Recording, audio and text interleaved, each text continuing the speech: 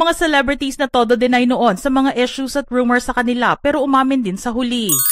AJ Raval and Alger Abrenica. Nagkaroon ng mga pregnancy rumors si AJ noon na dininay ng dalawa pero kinumpirma ni Jeric Raval na may dalawa na pala silang anak. Gerald Anderson and Julia Barreto. Dininay nila ang kanilang relasyon at hindi daw third party si Julia sa breakup ni Gerald at Bea Alonzo. Inamin din nila ang kanilang relasyon at may rumors pa na hiwalay na daw sila. Paulo Contes and Yen Santos. Hindi din nila inamin ang relasyon nila matapos maghiwalay si Paulo at LJ Reyes noon at si Yen ang tinuturong third party. Inamin din nila ang kanilang relasyon at hiwalay na sila ngayon. Marjorie Barreto and Recom Echeverry.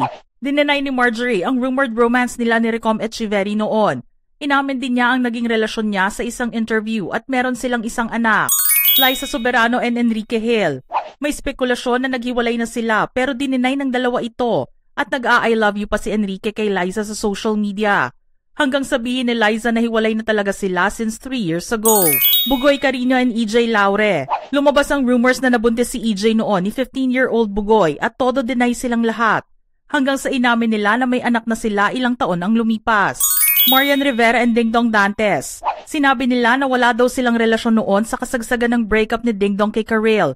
Di kalaunan ay nagkaroon sila ng relasyon at may pamilya na sila ngayon.